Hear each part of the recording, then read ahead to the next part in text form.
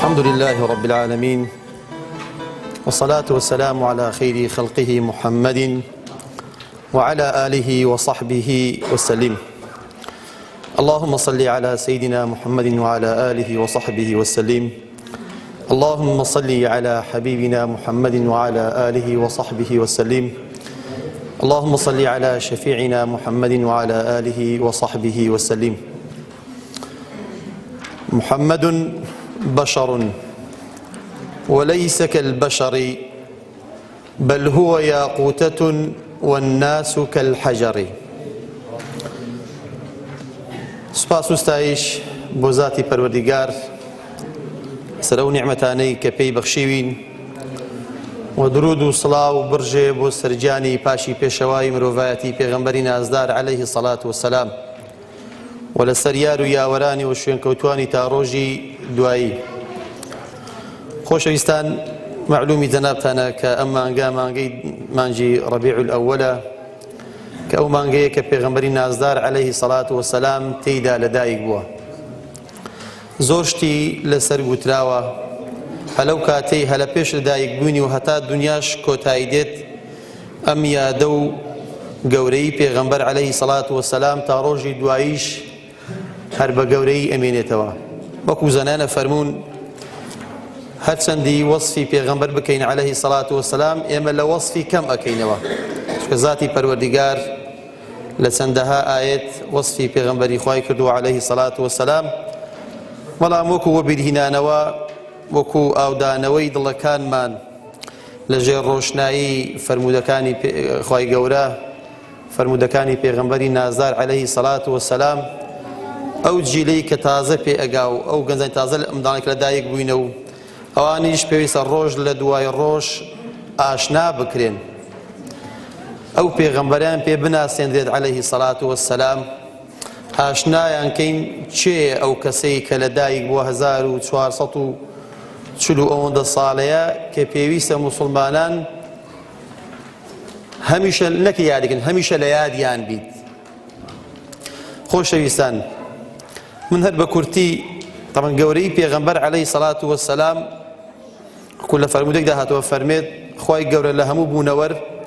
بەنی ئادەمی لێگرت، لە بەنی ئادەمیش پێغەمبەرانی لێگرت عەلەیهیمو سەڵات وەسەلام، لە پێغەمبەرانیش ئولوولعەزمی لێگرتن، لە ئولوولعەزمانیش پێغەمبەری نازداری لێگرت عەلەیهی سەڵات وەسەلام. من یەک شت ئەڵێم بۆی گەورەی ئەو پێغەمبەرە عەلەیهی سەڵات وەسەلام فەعلەن وەک خۆی لای موسڵمانان گەورە بیت، بە تەقدیرەوە تەماشا بکرێت، کاتێک کە ناوی دەهێندرێت سەڵاوەتی لەسەر لێ بدرێت و تەماشای سیرە و ژیانی بکەین، سونەتەکانی پێ بە پێ هەنگاو بە هەنگاو لە خۆماندا جێبەجێ بکەین ئەوەندەی ئەتوانین. خوای گەورە دەربارەی پێغەمبەران سەلامی خۆیان لەسەر بێت زۆر شتی فەرمووە لە قورئاندا، بۆ نەفەرمێت تیلکە الرسل فەضەلنا بەعضهم عەلا بەعض منهم من كلم الله ورفع بعضهم درجات. پێغەمبەران سەلامی خۆیان لەسەر بێ هەر یەک لە مەقامی خۆی پلێشی تایبەتی هەبووە، هەرەکەی بە شێوازێک لە ئادەمەوە بگرە عەزەم تا خاتەم، هەر پێغەمبەرەی مواسەفاتێکی هەبووە، هەر پێغەمبەرەی سەلامی خوای لەسەر بێت بە نەوعێک لە نەوعەکان خوای گەورە ستایشی کردووە، کە فەرمێت وەڕەفع بعضهم دەرەجات، هەندێکیان بەرزتر کردیتەوە لە هەندێکیان بە چەند پلەیەک. زانانی مفسرین فەرمێن ئەوە وەڕەفع بعضهم دەرەجات پێغەمبەری خوایە عەلەیهی سەڵات وەسەلام کە لە بە چەندین دەرەجە و پلە و مەقام لە پێغەمبەرەکانی دیکە مەزنترە، گەورەترە. ئیبن القەییم قسەیەکی جوانە کات ڕەحمەتی خوا سەر بێ فەرمێت طبعا موسا یەکێک بووە لە پێغەمبەرانی ئولوولعەزم بووە، یەکێک بووە لەو پێغەمبەرانی سەلامی خوایان لەسەر بێت کە زۆر گەورە بووە لای خوای گەورە. وكلم الله موسى تكليما، لەسەر چێوی توڕ ڕاستەخۆ لەگەڵ خوای گەورە قسەی کردیە. ئەوە پلەیەکی گەورەی لە موسا عەلەیهی سەلام، بەڵام لەگەڵ ئەو مەقامە گەورە و پلە بەرزەش کاتێک کە خوای گەورە بانگی کرد لۆ مناجات فەرمووی فاخلع نعليك إنك بالوادي المقدس طوى. أي موسى عليه السلام كاتي كدي أو دولة أو الشيوة كدي مناجات أكي يقصر لقل من أكي فرموي نعل كانت داكنة زانيان هنديك ريد ياوزن هي لسوي يقولوا نعل كاني دانا أصحي أقوال أويا شوينك أو دولة شي بيروز بوا لوي بي موسى عليه السلام بروتي بقات خولك بقات خاككي أقوالي لسر بلام أو أصح الأقوال لك لوي بي فرمونا على كانت داكنة أو دولي كاتودي قصة لقل أكي لقل من أفرمينا على كانت داكنة بابيت بروتي بقات أو خاكي بلام تماشا كان بيغنبري خوا عليه الصلاة والسلام كاتك شوروي بي أكريت بزلو برقو بيلاوي خويوا نكل سرزوي لم نزيكترين شوين لبلاي پروردگار لآسمان كان خواهي قول بي نفر مفخلع نعليك بنعلو والرويش بيغمبر صلى الله عليه وسلم سوى أو شوين أو مقام تايبتي كخواهي قول لو دياري كردبو كقمان لو داني الزور لو وادي مقدس بيروسترا أو لا أرزي أو لا آسمان بس خواهي قولش بي نفرمو فاخلعنا عليك يا محمد يكسر ببيلاو الرويشت شو الروي بيكرا أما التقدير شي زور قولي له بيغمبر عليه الصلاة والسلام لو ابن قيمة فرميت نحن أمة نعلو بنعلك يا رسول الله صلى الله عليه وسلم نحن أمة شين نعلو بنعليك أو قصي زور بقيمة خوش ويستان أو أمتا نكهر ببيغمبر عليه الصلاة والسلام بلكو بنعلكاني بيغمبرش برز أبينو قورة أبينوا بخودي نعلكانيش نحن أمة نعلو بنعليك أم قصي زور جوانا خوش ويستان يعني وصفه شي زور قوري تدايا لو بشكو تقدير قوري بيغمبر عليه الصلاة والسلام إما نك بخودي بيغمبر صلى الله عليه وسلم نك بخودي بيامكي نك بخودي ذاتي بلكو بنعلكانشي قورة أبين كاتك أجر لدو نعلكاني بيغمبري خوابرون عليه الصلاة والسلام هر کسیک بدوی دارویشتی بی بخوا زور برز بیتوا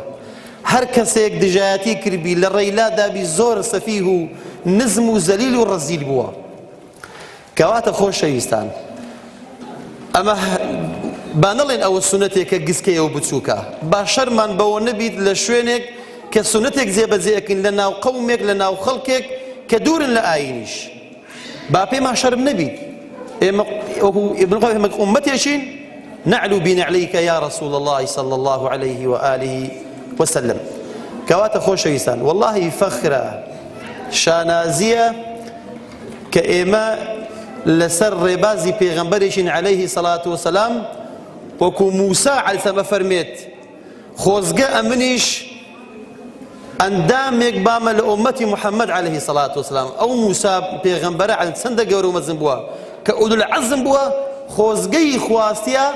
أندامك بيت لأمتي پیغمبر عليه الصلاة والسلام أو فضله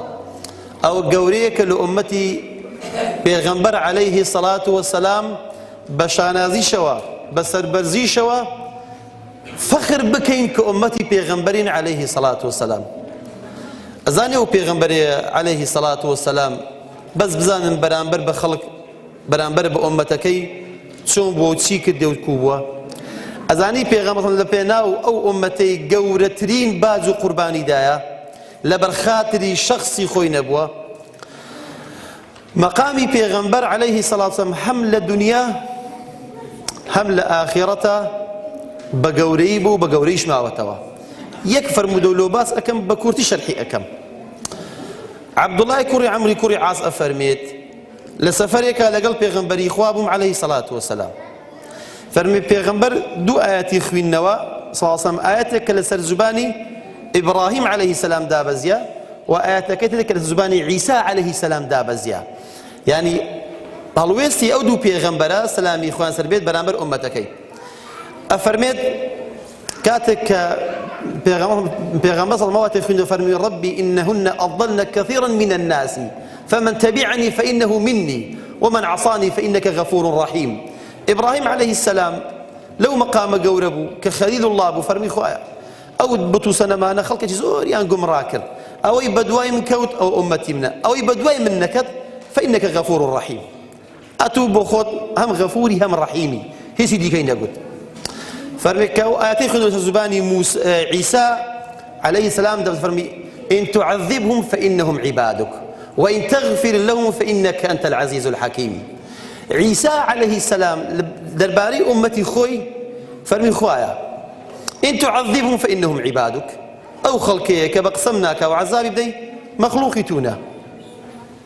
وإن تغفر لهم أقل ليش خوش بي فإنك أنت العزيز الحكيم. أويش كوتاي هنا فرميت لو كاتبينيم پیغمبر صلى الله عليه وسلم رفع يديه إلى السماء ثم بكى دسا كان يبركت بو أسمان دسي كتب قريان أفرمي أون دقريا فرمي اسكا كان لتساوي مبارشي هات نخوار ناوريشي تركت فرمي أو شويني كبشكا فرمي سيوي كذا فرمي تربو بو قر تربو تر يعني خولك بو قر أو دي بقريان فرميش تماشام كربو پیغمبر بكل دقريا عليه الصلاة والسلام. لو حالتي خواهي قورا فرمي يا جبريل اذهب إلى محمد فسله وما يبكيك فرمي أي جبريل برو الله محمد عليه الصلاة والسلام سلامي مني بي بقينو تشتيك أتو أقريني لوا أقريي پیغمبر فرمي هو أعلم مني ومنك يا جبريل فرمي أوي أتوي ناردي لم نولتو باشتر أزاني أمن لو أقريم. جبريل عليه السلام قراية خزمة پروردگار فرمي پروردگارا إنك أنت علام الغيوب أتو أزاني آقات ليبو حالي محمد عليه الصلاة والسلام صن والله ممني داوا فرمي ارجع فسله وما يبكيك برو بقري وأوزاريش بي بلد لو أقريي بوتي أقريي تشتك أتوي قريان. پیغمبري خواه فرمي أمتي فرمي پروردگارا أي جبريل أمن له أمتي خوم أقريم لروجقارك كداديت ناتوانم دفاعيان لبكم كروجي قيامتا لو أمتكم أقريم كلو روجي ناتوانم هيتيان لبكم فرمي أي محمد عليه الصلاة والسلام مجديكم هنا ودلان پروردگارا خوايتو سلامي ليكدو بي فرموي إنا سنرضيك في أمتك ولا نسوءك يعني مجدو بليني ورقد بكو خوما علين جارنتي ورقد بقرنتي ضمانت للايان پروردگاروا جبريل دينيد عليه السلام لو پیغمبري نازدار عليه الصلاة والسلام أي محمد سيدي مقريه بيمان به أتو رازي أكين وناكين أمتك شرمزار بي للروجي قيامت فرمي أو كاتب پیغمبر عليه الصلاة والسلام دستي مبارشي هنا يا إخوار فرميسك مباركاني لتسا مباركاني راوستان ودلي مرتاح بو أو قريتي يكت خوش يستان أو پیغمبر إخوائي عليه الصلاة والسلام بر لوي وفاتك بر لوي بزمان بيليت أو بيمان وبليني ورقتي أو ذا أمتي بزيشت وفاتك دي ورويشتيا سيدي كان أو پیغمبر عليه الصلاة والسلام چند بپروج بوا لو روج نك لو دنيا زوري لو كردين بلام لو روجقاري قريايا كروجي قيامته كروجي نفسية ككذبهاني كسونايت إلا پیغمبري نازار عليه الصلاة والسلام بهاناي أمتك كيدت شفاعتي أنا وكاو رزقاري أكاد يا ربي خواهي قرب ما انجري بشكل لو كساني كبر شفاعتي پیغمبري خواه كوين عليه الصلاة والسلام